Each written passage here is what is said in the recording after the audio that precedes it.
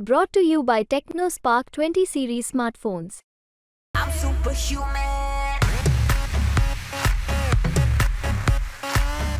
पुढचा मतदारसंघ पाहूया मुंबईतला दक्षिण मध्य नंतर पुढचा लोकसभेचा मतदारसंघ असणार आहे मुंबईतला तो ईशान्य मुंबई। इथेही खरं तर राज ठाकरे स्वतः गेलेले होते। इकडे पंतप्रधान नरेंद्र मोदी यांचा रोड शो सुद्धा झालेला आहे आणि इकडचं जर मतदान पाहिलं तर सगळ्यात जास्त हे खरं तर मुलुंडमधनं मतदान झालेलं आहे। स्वतः किरीट सोमय्या तिथनं येतात, त्यांचे पुत्र इकडनं नगरसेवक सुद्धा राहिलेले आहेत आणि गेल्या वेळेसचं चित्र पाहिलं 2019चं तर पुन्हा एकदा मानखुर्द शिवाजीनगर हा पट्टा सोडला की ज्या ठिकाणी संजय दीना पाटील जे त्यांना तिकडनं लीड मिळालेलं होतं, जे त्यावेळेला एनसीपी मध्ये होते आणि बाकीचे जर आपण मतदारसंघ पाहिले विधानसभा न्याय क्षेत्र पाहिली तर त्या ठिकाणी मनोज कोटक यांना सगळ्यात जास्त लीड हे मिळालेले होते। म्हणजे केवळ एक मतदारसंघ असा आहे की ज्या ठिकाणी आघाडीला लीड होतं, उर्वरित सगळे मतदारसंघ इथले विधानसभा निहाय त्या ठिकाणी युतीला इथे लीड असलेलं आपल्याला सर पाहायला मिळतं आणि इथे सुद्धा या वर्षी सुद्धा जर पाहिलं तर मुलुंडमधनंच सगळ्यात जास्त म्हणजे इथे आपल्याला पाहायला मिळते मतदान झालेलं आहे। त्यामुळे इथे मुलुंड हा भाग असा आहे, अगेन मुलुंड आणि घाटकोपरचे पट्टे की ज्या ठिकाणी मराठी आणि गुजराती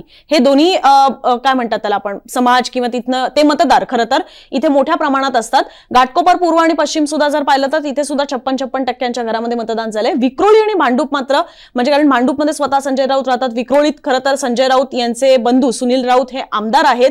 त्या ठिकाणी सगळ्यात म्हणजे मानखुर्द शिवाजीनगर नंतर त्या ठिकाणी सगळ्यात कमी आपल्याला मतदान झालेलं पाहायला मिळतं। खरं तर शिवसेना ठाकरे गटाचे उमेदवार आहेत तिथे संजय दीना पाटील आणि त्यांची भिस्तच खरं तर हा मानखुर्द शिवाजीनगर आणि विक्रोळी या पट्ट्यावर होती, भांडूपच्या पट्ट्यावर होती, मात्र तिथनच सगळ्यात कमी मतदान पाहायला मिळतंय। इंटरेस्टिंग लढाई या ठिकाणी 3 विधानसभा मतदारसंघाची आणि त्याच्यावरती सगळं हे डिपेंड असणार आहे।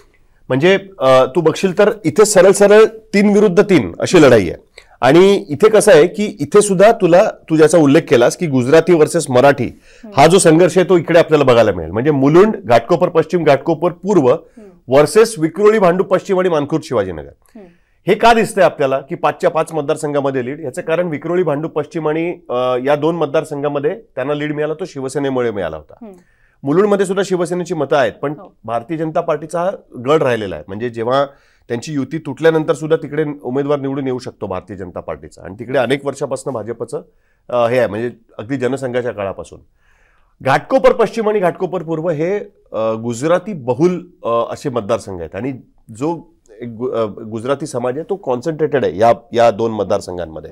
याचा अर्थ असा नाही की मराठी समाजाचं तिकडे प्राबल्य नाही आहे। हायेस्ट मराठी आपल्याला या ओव्हरऑल लोकसभा मतदारसंघात या पूर्ण लोकसभा मतदारसंघात 7 लाख जवळपास त्याच्यामध्ये आणि ते की आहे त्याच्यामध्ये कारण शेवटी मानखुर्द शिवाजीनगरमध्ये कमी मतदान आहे। याही वेळेस कमी मतदान झालंय, त्याही वेळेस कमी मतदान झालं होतं। तसंही तिकडे संजय दीना पाटलांना लीड काँग्रेस एनसीपीच्या तिकिटावर पण मिळालेला होता, याही वेळेस त्यांना तो तिकडे लीड मिळणार आहे, त्यामुळे तो एक्सपेक्टेड लीड आहे। आता ह्याच्यामध्ये जर बघितलं तर बंपर मतदान आपल्याला कुठे दिसतं? मुलुंड, घाटकोपर पश्चिम आणि घाटकोपर पूर्व। म्हणजे भारतीय जनता पार्टीने त्यांचे कोर वोटर्स हे इथे पूर्णपणे बाहेर आणलेले आपल्याला बघायला मिळतात। पण आता इथे खरी गंमत आहे, आपण इकडे 2024ला म्हणजे आता जी इथे इलेक्शन कमिशनने ॲब्सोल्यूट नंबरमध्ये हे दिलेले नाहीयेत, नंबर म्हणजे काय म्हणतात मतदान दिलेलं नाही, त्यांनी टक्केवारीमध्ये मतदान दिलंय। त्यामुळे हे जे 55% आहे ना हे तिकडच्या विधानसभेतलं टोटल मतदान ह्याच्या प्रमाणामध्ये झालेलं हे मतदान आहे। तर ते जर तसं असेल तर त्याचा फरक त्या ठिकाणी पडू शकतो। दुसरी गोष्ट अशी की आता आपण बघूया गेल्या वेळेस विक्रोळीमध्ये सुद्धा संजय दीना पाटलांना जी मतं मिळाली होती त्यांना ऑलमोस्ट 20-30 हजाराचा लीड होता। भांडूपला जर तू बघशील तर 40,000पेक्षा जास्त लीड हा त्यावेळेस मनोज कोटकना मिळाला होता आणि त्याच्यामध्ये शिवसेनेचा हातभार आहे, ही गोष्ट आपण विसरता कामा नये। इथे सुद्धा गेल्या वेळेस इथे मनसेचा पण बऱ्यापैकी प्रभाव आहे। गेल्या वेळेस मनसे विरोधात होती तरी सुद्धा मतांच्या ह्याच्यामध्ये फरक पडलेला आपल्याला बघायला मिळत नाही आणि यावेळेस राज ठाकरेंनी खास या भागामध्ये भांडूप किंवा विक्रोळी भागामध्ये शाखांना भेटी दिल्या होत्या। शेवटच्या दिवशी शनिवारी ते गेले होते त्या ठिकाणी भेटी द्यायला, म्हणजे त्यांना एक प्रभाव तिकडे टाकायचा होता। त्याच्यामुळे सगळ्यात जास्त लीड मनोज कोटकना कुठून मिळालाय तर घाटकोपरमधनं मिळालेला आहे आणि भांडूपमधनं इन ॲब्सोल्यूट नंबर 2019 मध्ये।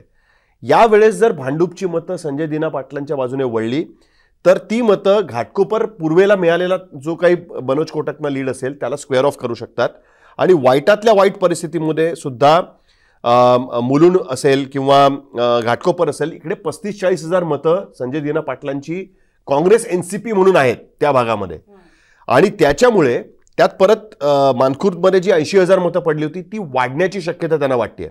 आणि म्हणून ईशान्य मुंबईची लढाई ही अत्यंत क्लोज कॉन्टेस्ट का मानली जाते, ती त्याच्यामुळे मानली जाते. त्यांना असं वाटतंय की या ठिकाणी मानखुर्द शिवाजी नगरमध्ये संजय दिना पाटलांना मिळणारा लीड, घाटकोपरमधला लीड भांडूपमधनं स्क्वेअर ऑफ होणं, मुलुंडमधला लीड हा विक्रोळीमध्ये स्क्वेअर ऑफ होणं, आणि त्याच्यामुळे कुठेतरी संजय दिना पाटील हे पूर्णपणे रेसमध्ये आलेत आणि कमी फरकाने ही सीट वरखाली येऊ शकते का, हा त्याच्यामधनं फरक निर्माण होतो. त्यामुळे इकडच्या विधानसभा मतदारसंघामधला गेल्या वेळचा लीड हा शिवसेनेमुळे होता, इकडचं मताधिक्य हे शिवसेनेमुळे होतं, आणि इथे शिवसेना उद्धव बाळासाहेब ठाकरे गटाबरोबर इकडचे आमदारही राहिलेले आहेत.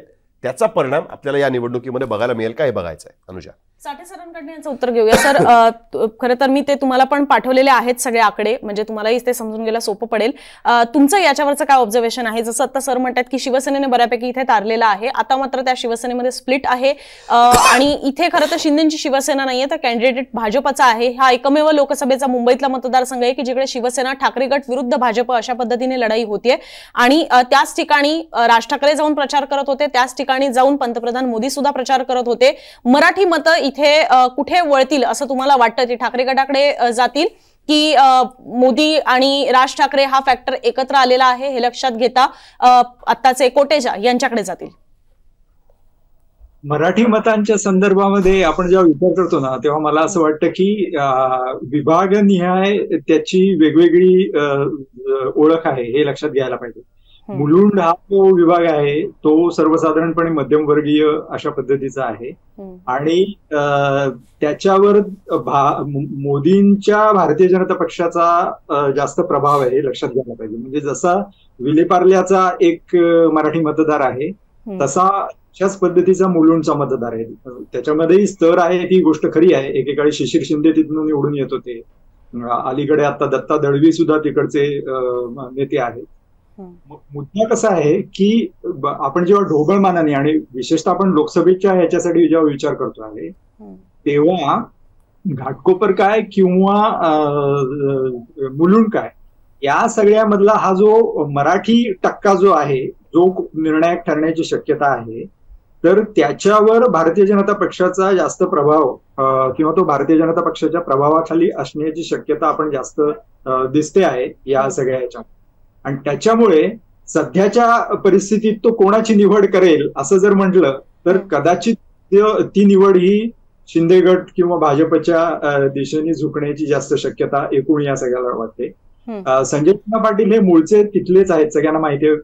त्यांचे वडील दिनाबाबा पाटील हे तिथले मोठे नेते होते, आणि कामगार क्षेत्रात त्यांचं काम होतं. भांडुपा त्यांचा हे आहे, पण ते वस्ती आता विखुरली गेलेली, आणि तो एक गड सोडला तर बाकीचा जो मतदारसंघ आहे तो अत्यंत वेगवेगळ्या स्वरूपाचा अशा पद्धतीचा आहे. त्यामुळे हा एक गठ्ठा जो आहे तो मराठी टक्का हा मी म्हटलं तसं कुठल्या बाजूने झुकतो आहे ते बघायला पाहिजे. शक्यता ही आहे की तो मोदींच्या बाजून झुकेल, आणि उर्वरित जो मतदारसंघ आहे जो ईशान्य मुंबईच्या या बाजूचा आहे त्याच्यात पुन्हा एकदा मुस्लिम आणि दलित मतांचं कशा पद्धतीने हे होतं ते बघायला पाहिजे. पण मला असं वाटतं की ईशान्य मुंबईची लढत ही अत्यंत काट्याची लढत होणार आहे, अगदी घासून होणार आहे अशा पद्धतीचे चित्र आधीच्या सर्वेक्षणांमधून सातत्याने येत होतं.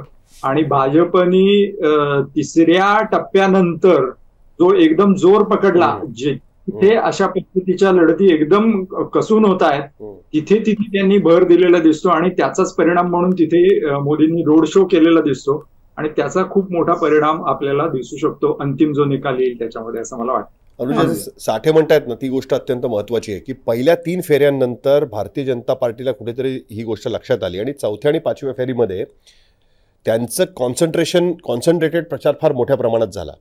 आणि त्याच्यामुळे जर आपण बघितलं तर मोदींचा वापर त्यांनी या भागांमध्ये खूप करून घेतला आहे 4थ्या आणि 5व्या फेरीतल्या मतदारसंघामध्ये, आणि आपल्याला ते दिसेल. म्हणजे पुढच्या कॉन्टेस्ट कशा क्लोज आहेत हे त्यांच्या लक्षात आल्यानंतर त्यांनी त्याच्यासाठी म्हणून तो कसा वापर झाला. एक उदाहरण ईशान्य मुंबईचं की जिकडे त्यांचा रोड शो झाला, आणि दुसरं उदाहरण हे साऊथ सेंट्रलचं, दक्षिण मध्यचं, की जिथे शिवाजी पार्कलाच त्यांनी राज ठाकरेंबरोबर सभा घेतली.